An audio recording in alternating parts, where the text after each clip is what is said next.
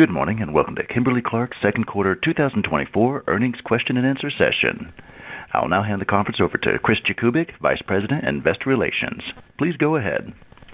Thank you, and hello everyone. This is Chris Jakubik, Head of Global Investor Relations at Kimberly-Clark, and welcome to our Q&A session for our second quarter 2024 business update.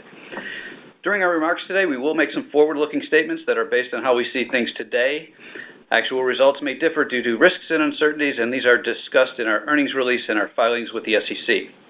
We will also make some non-GAAP financial measures today, or discuss some non-GAAP financial measures today. And these non-GAAP financial measures should not be considered a replacement for and should be read together with GAAP results. And you can find the GAAP to non-GAAP reconciliations within our earnings release and the supplemental materials posted at investor.kimberlyclark.com. Before we begin, I'm going to hand it to our Chairman and CEO, Mike Hsu, for a few quick opening comments. Thank you, Chris. Before we jump into the Q&A, I would like to start by saying thank you to my colleagues at Kimberly-Clark who are working diligently on the implementation of our comprehensive innovation-led growth strategy and delivered strong results for the first half. We're excited about the opportunity to accelerate investments to build our powerhouse categories and brands and our pipeline of innovation. We are effectively navigating external dynamics while driving our consumer-centric culture. We're making the company better, stronger, and faster, and we are turbocharging our ability to provide better care to consumers around the globe. I'm very proud of our progress to date. It bolsters our confidence in delivering our outlook for the year and our ability to ramp up our investments to further leverage our core strengths and achieve our potential. We are on an exciting path and are well-positioned to deliver durable growth and sustainable shareholder returns. So with that, I'd be happy to open it up to questions. Certainly. Everyone at this time will be conducting a question and answer session. If you have any questions or comments, please press star one on your phone at this time. We do ask that while posing your question, please pick up your handset if you're listening on speakerphone to provide optimum sound quality. Once again, if you have any questions or comments, please press star one on your phone. Your first question is coming from Lauren Lieberman from Barclays. Your line is live. Great, thanks. Good morning. So first I wanted to check in and talk a little bit, Mike, about market share trends. Because the organic sales growth this quarter was really solid. Volumes were up. You had this unexpected headwind from inventory destock. But I wanted to also check in a bit on market share trends, where you stand versus not just competition, but also what you're seeing from private label of late. Thanks. Okay, good morning, Lauren. Yeah, thanks for the question. Yeah, overall, I feel good about the progress we're making on market share. And I do expect further improvement as we progress through the year. We were overall, globally, even on a weighted basis and up or even in about half of our cohorts around the world. And that's progress versus the past couple of years where, if you recall this time last year, I think we were up or even in about 40% of our cohorts. So, I think we've made, solid progress, but there still remains plenty of work for us to do. As you may recall, Lauren, North America was a bit soft last year. That is improving. That softness last year was primarily due to supply constraints. The first half in North America on a weighted basis was flat and then up or even in about 6 of 8 categories, and that continued in the second quarter. And I expect further improvement in North America as we cycle some of those constraints last year. We also had pretty solid gains on market share in certain brands across our what we're calling focus markets or our other big 5 markets beyond North America. In China, Huggies was up 180 basis points in share. In the UK, Andrex, which is the leading brand there, was up 350 basis points. In South Korea, Huggies has been up over 800 basis points since 2019 and was up over 300 basis points in the quarter. And in Brazil, I think, that we're working to improve the brand proposition, and so we were up about 100 basis points in Brazil. So we're making progress. But there, as I pointed out, we're about flat on a weighted basis, and so that signals that there's plenty of work for us to do. Okay, great.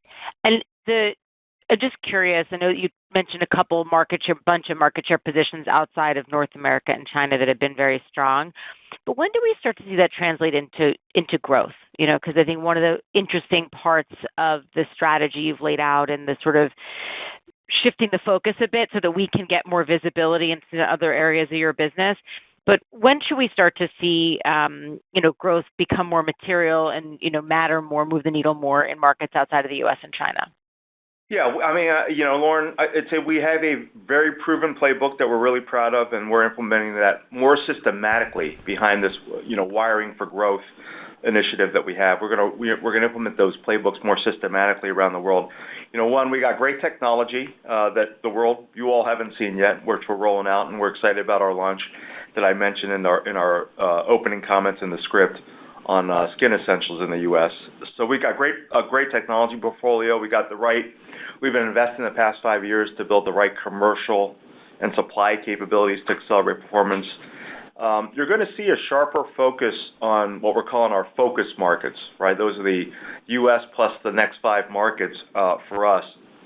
And so, that said, I would say, local conditions remain dynamic. And so, there's plenty of opportunity to tighten up our brand propositions on a market-specific basis. For reference, I'll just tell you, so Huggies, as I mentioned, was up in share in China. Kotex was flat. And, again, it grew high single digits in the quarter on Kotex, but, we'd love to get more share growing in China on Fem Care. In Brazil, Huggies was up. Kotex is the leading brand, or we call it Intimus in Brazil, the leading brand in Brazil, but, share was a little soft and down about, just a little bit less than 100 basis points. So we got some work there. South Korea, I said Huggies was up over 300 basis points, but bath tissue was down a little bit. And so we have work to do around the world. And so, part of, our strong start is going to afford us the ability to make surgical investments to get our good, better, best, where we think they need to be in the local markets. Okay, great. Thanks so much. I'll pass it on. Okay. Thanks, Lauren. Thank you. Your next question is coming from Dara Mohsenian from Morgan Stanley. Your line is live. Hey, good morning, guys. Hey, Dara. So a pretty sizable margin and EPS beat in Q2, but it does sound like investments are going to increase in the back half of the year. So, Nelson, can you just discuss a bit the cadence of margins and EPS in the back half, how we should think about Q3, Q4 margin performance, particularly as the divestiture impact should ramp up in the back half of the year? Sure, Dara. So let me start by echoing what Mike said. I mean, we're very proud of how our teams have executed in the first half of the year. I mean, we've gained momentum on a number of fronts relative to our Power and Care strategy. As a reminder, I mean, as we think about margins, our main focus is on driving profit dollars growth. Margins for us, as we've stated, are milestones, and we're moving on that progression. Growth in the second quarter and the first half reflected, solid volume mix driven gains. And on the third quarter, it's a third quarter in a row that we drive positive volume mix.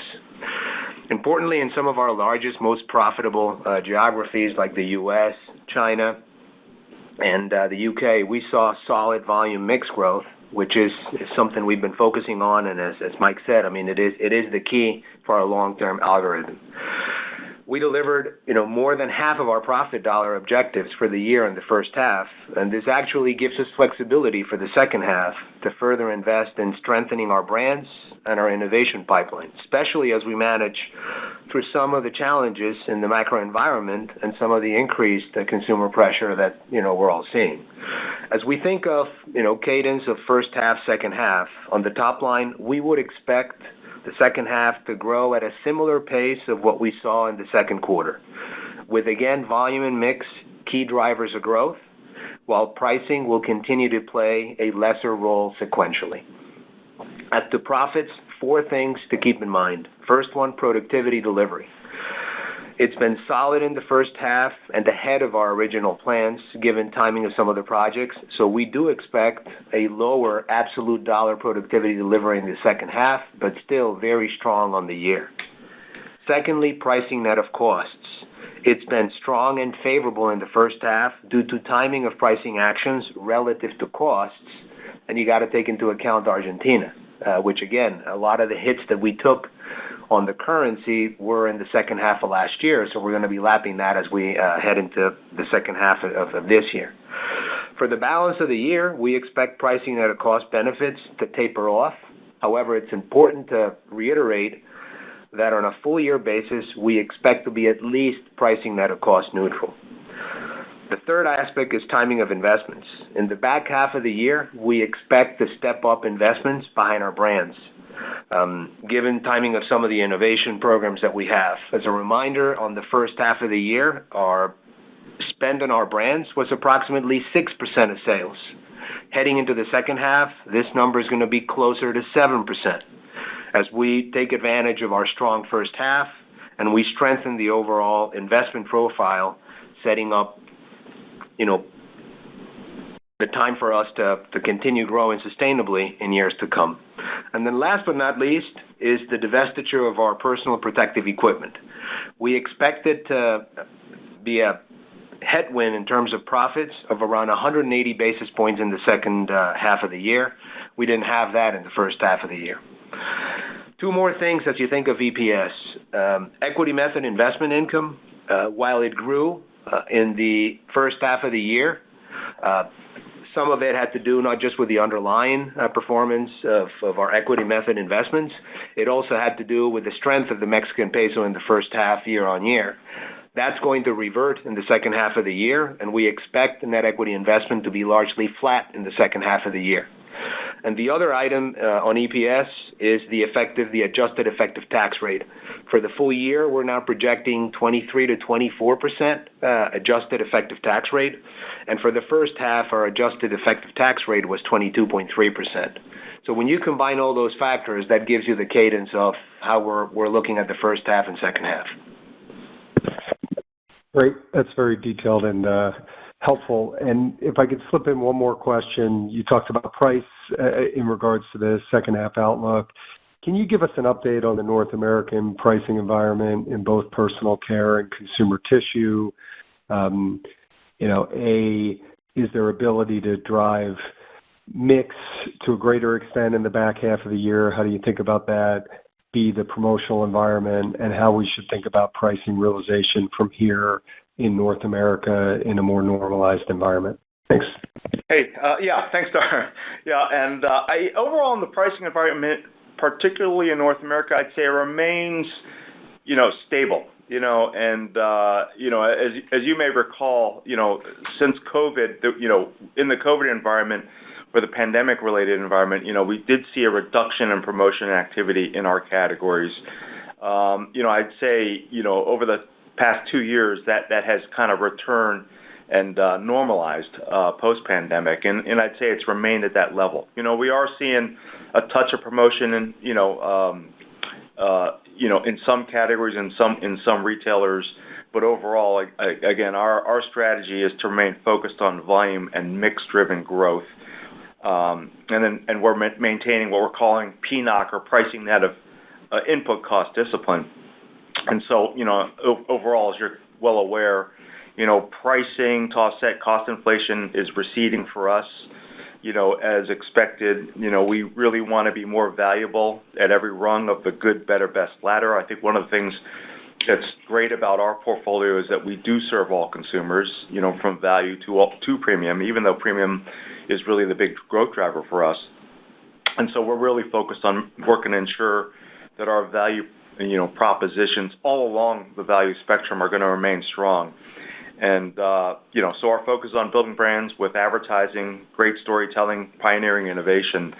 But, again, we also recognize, in some categories, promotion is very important, and we're going to be competitive, where we need to be. But, again, we're focused on driving the category's growth through advertising. Great. Thank you. Okay. Thanks, Dara. Thank you. And your next question is coming from Nik Modi from RBC Capital Markets. Your line is live.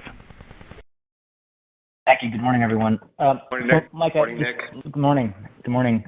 So two questions. Just one on the organizational design changes that are going to take place in a few months' time. Just, I remember when Procter & Gamble did, similar type of thing, not the exact structure, but they had like a transitionary kind of era or moment between kind of the old structure and the new structure. And I'm just curious if that is something that is going on right now within Kimberly, which will make that transition much smoother when we get to October? That's the first question.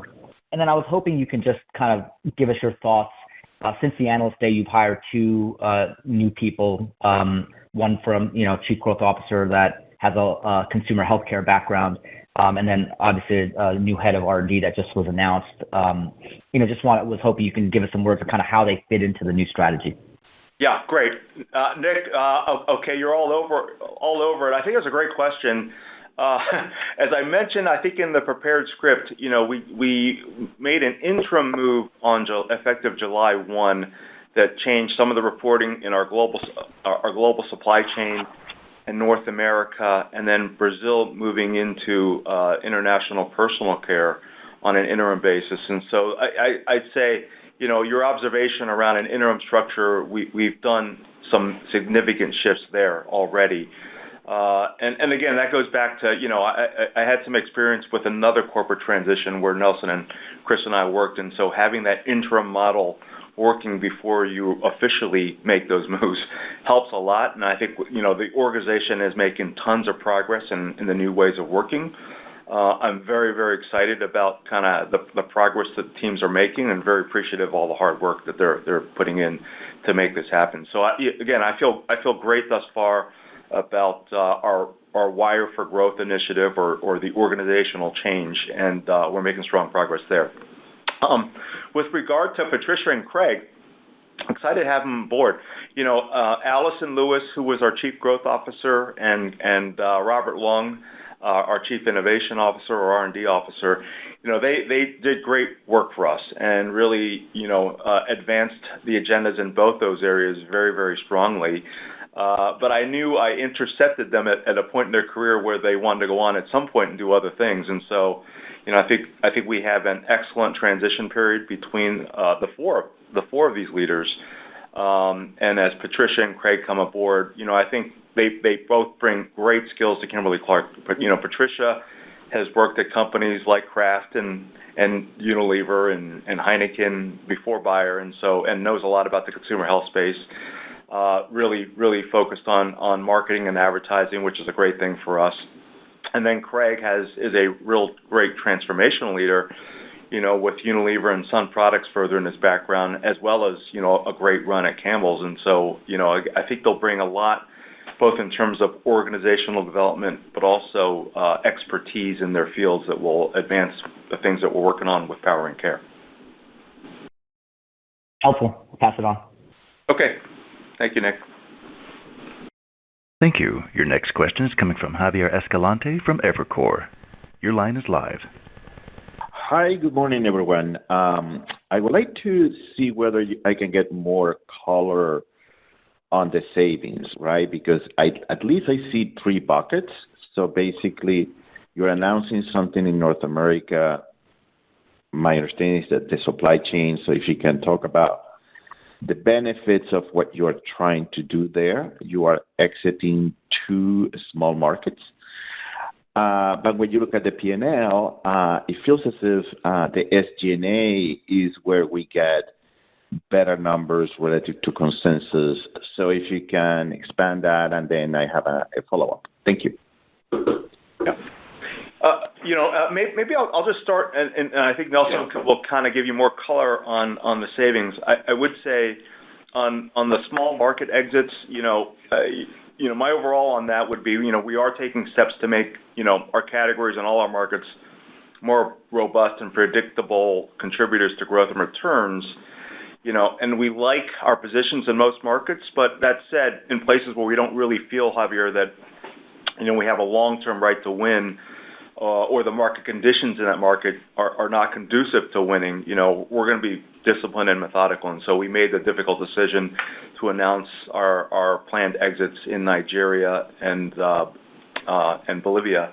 And we recognize, the downside, it does affect our employees there, but I think is the right move long term, for Kimberly-Clark. I don't think those will contribute, to be a huge source of savings, but I think it does take some risk out of, the ongoing performance of the business. But, Nelson, you can comment on the other sources there. Yeah, in terms of, Javier, the sources of the savings, there are two twofold. I mean, first and foremost, and the lion's share of the savings will derive from our supply chain transformation. And as a reminder, they encompass three strategies. The first one is our value stream simplification. And as I've explained and Tamara has explained, this has to do with product specifications and a few other items that will drive significant savings over time. Second one is optimizing our network, and it's the footprint. It's our four walls, and you're seeing some actions that are being taken today, and they'll be taken over the next few years.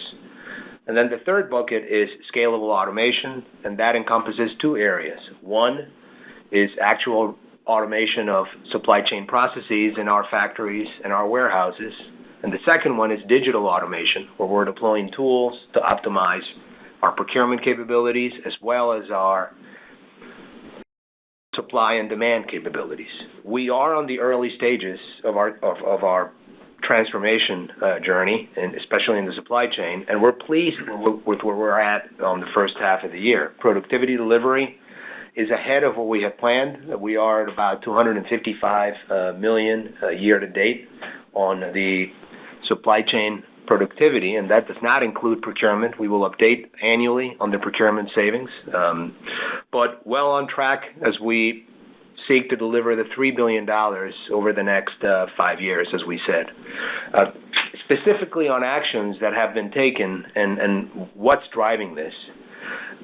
One, it's, we're seeing conversion and waste reduction.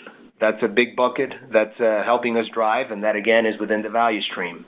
It's product material specification standardization. That's starting to happen, and we've been working to get that going in the last year and a half or so. And then lastly, it's transportation and warehousing cost reductions. So that's in a nutshell what's driving the savings on the supply chain.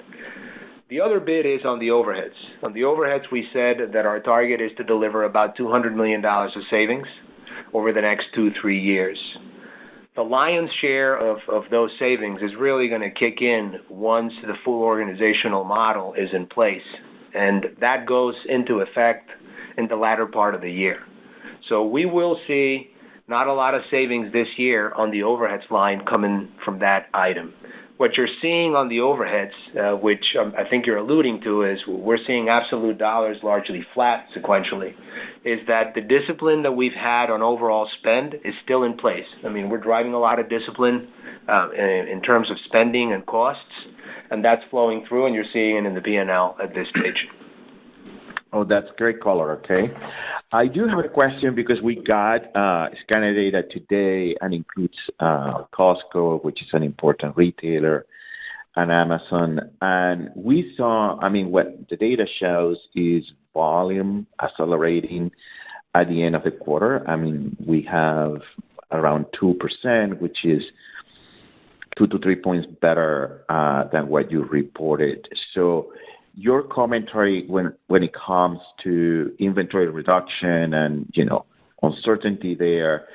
So in light that volumes accelerated, in the last 4 weeks, ending July 7th, should we expect kind of like a more consistent, retail sales in North America versus what you are going to report going forward? Thank you very much. Yeah, maybe I'll start with that, Javier. I think my adage is in the end, shipments must track with consumption, and so I tend to focus more on the consumption numbers. We feel great about the progression we're making on volume and mix, and I think in the quarter, if you add volume and mix, it was up about 2 combined, and so that's the progress we're making. I think it's great to cycle. We're very glad to have cycled a lot of the pricing moves that we had to take to offset inflation, but we think the underlying momentum in our categories remains solid. These are essentials and daily use categories, and so we're encouraged to see that volume progression. There's going to be some noise because of retail inventory changes in North America. You had 2 effects because there were some. I would say we're comping a soft quarter last year because of supply issues, and so probably a little more inventory going in on personal care. And then, we were, on the tissue side, we saw, consumption stronger than organic. And so that implies, we saw some inventory come out of tissue. And so I think that's, I would say generally, typical, and so that stuff is going to move around from quarter to quarter. But overall, we're very encouraged with our volume trends. Thank you. Your next question is coming from Anna Lizzul from Bank of America. Your line is live. Morning, Hi, good morning. Hi, Anna. Morning. Thank you so much for the question. I was wondering if you could just elaborate more on the volume improvement that we saw in the quarter, just where you're seeing gains across the categories more specifically.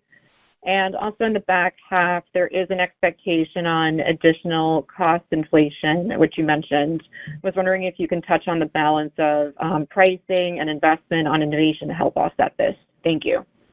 Okay. Yeah. Overall, Anna, I'll start with, we're seeing, resilience in demand across our categories, overall globally.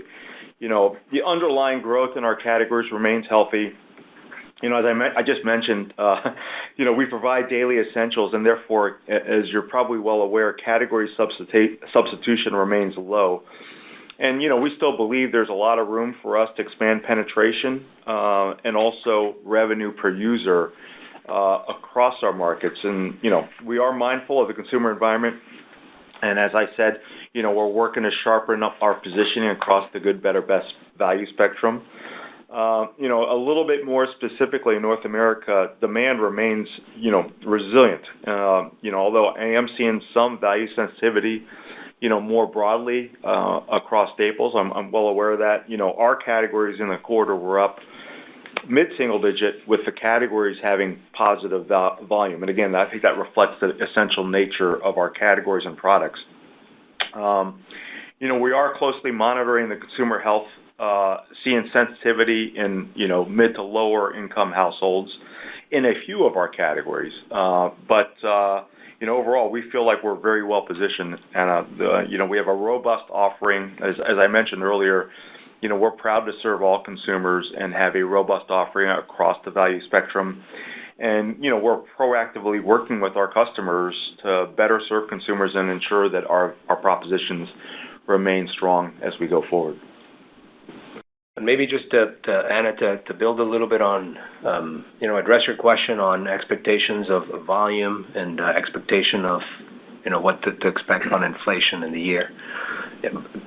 We've seen the progression in volume in the second quarter. We expect the back half, as we stated, to be volume mix driven, and the impact of pricing to continue to subside in the back half.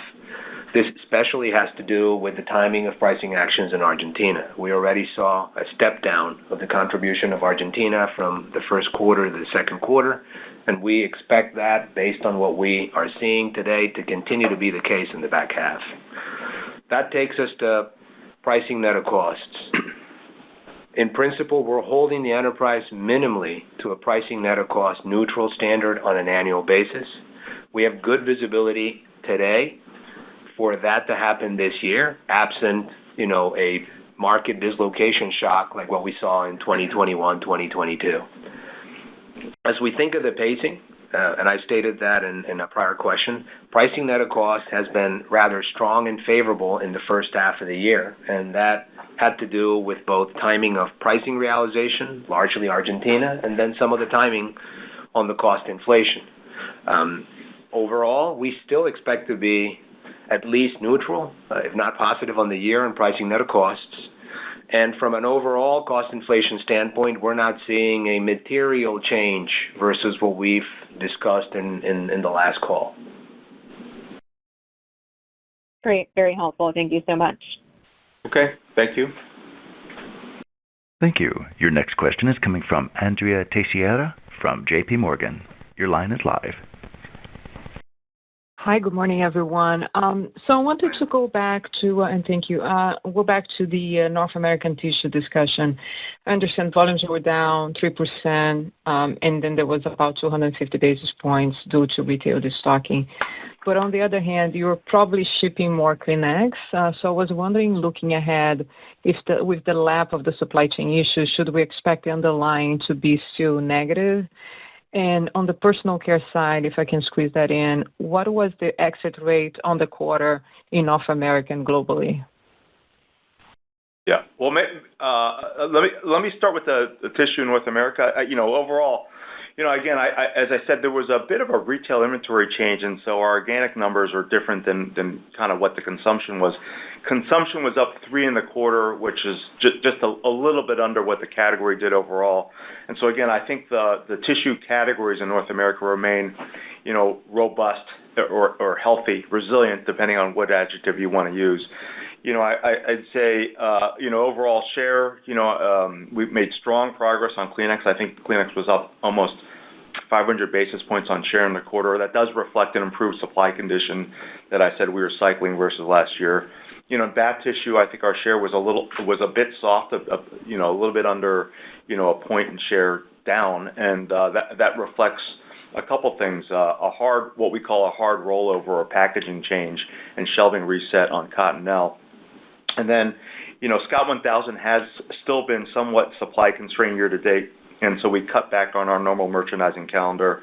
And so therefore, because of that, we are seeing a little bit more increased promotional availability for private label, and that's kind of had a bit of an effect on Scott 1000. I think the brand remains very, very healthy, and it's a power brand, especially for value consumers in this environment, and we feel great about that. But overall, I think we feel great about the progress. I think the inventory change was a little bit different than what we were expecting coming into the quarter, but I think would hope that we're mostly through that. Yeah, and on personal care, your question of what we grew, Andre, I mean, we grew mid-single digits solidly in North America, and it was volume and mix driven. So the impact, as Mike said, on the trade destock in the quarter was largely contained to tissue, consumer tissue in North America. And this is super helpful. The exit rate of personal care, do you think, even with the merchandise, I'm assuming that you shifted merchandising dollars from consumer tissue into personal care, or you just basically kind of flow through, and then now you can kind of, as you regularly in the supply chain improves into consumer tissue, you're going to merchandise more into the second half, or just as an exit rate, just an idea of how personal care continues to do well into the remaining of the months, right, into June. Yeah, I mean, Andre, I'm not sure I know how to answer that question on exit rate. It's not how I think about it. I would say kind of what we're doing is, I'm very encouraged with our start to the year through the first half. I think the volume and mix are proceeding and moving in the right direction for us. We feel great about that. There's going to be some inventory noise here and there. In personal care, I would say it's going to be a positive in the category because we had some supply constraints last year that we're cycling. As I just mentioned, there was some inventory changes on the other direction on consumer tissue. But overall, I feel very good about where the brands are. Recognize we have more work to do, but also, I feel good that we have, the opportunity to make some additional investments to make sure that our value propositions are robust. But that doesn't mean we're going to ride it through promotion. As you may be well aware, I've said in the past, I'm not a fan of over promoting our categories, and so really where our focus on investment is to grow the category through advertising and bringing out the right kind of innovation to drive the categories, just like I talked about with Skin Essentials that we just launched in North America in the second quarter. Thank you very much. I'll pass it on. Thank you both. Okay. Thanks, Andre. Thank you. We'll take one more question. Certainly. Your next question is coming from Bonnie Herzog from Goldman Sachs. Your line is live. Morning, Bonnie. All right, thanks. Bonnie. Good morning. I just had maybe a quick follow-up question on your tissue business. As you just mentioned, promos really have started to step up there. So I guess I'm trying to get a sense for how much you may need to or be willing to increase promos in an effort to, essentially drive volumes in the back half of the year, possibly resulting in a net negative price contribution similar, really to what we saw in Q2. And, do you expect continued retail inventory destock impact in the back half as well? Yeah, maybe I'll start with the last part, Bonnie. Yeah, I tend to focus a little bit more on the consumption, and the consumption trends remain, I would say, healthy.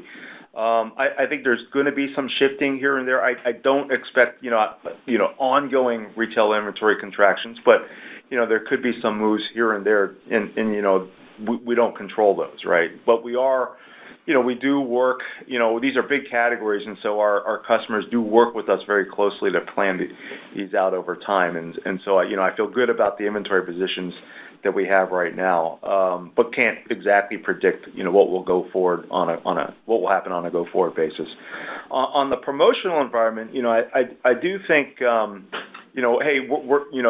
recognize broadly across staples that there is increased consumer price sensitivity, and so making sure that we have the right value proposition is going to be important. The thing I'll point you to is, what's fundamentally changed in these categories over the past 10 years, 5 years, is the analytics that we have available to drive the right decision making. And I know there gets a lot of play about the promotional environment, but in the last 5 years we've invested a lot in the predictive modeling tools that enable us to make the right choices on promotion. And so, again, I tend to focus more on profitable growth, and promotion is trade promotion is a tool to drive, the overall brand strategy, but it is not a strategy in my mind, in itself. And so, again, I think we'll work to make sure that, our products are affordable and competitive, but again, we're focused on growing the categories. That's helpful. And just maybe one final clarification. I mean, is it fair to assume, or maybe ask this way, is it your expectations that volumes will inflect in the second half in tissue, just based on everything you said and how you expect things to play out? Well, I'd say, I mean, we've shifted our emphasis to volume and mix-driven growth, and so, over time, we're expecting all of our businesses to drive positive volumes, and that's kind of how the model on how we want to grow. So I think that includes North America tissue. Perfect. Thank you. Okay. Thank you, Bonnie. Thank you. All right. Well, thanks everybody for joining us, and if anybody has any follow-up calls, we'll be available to take them today. So thanks very much for your time. Thank you, everyone. This concludes today's event. You may disconnect at this time and have a wonderful day. Thank you for your participation.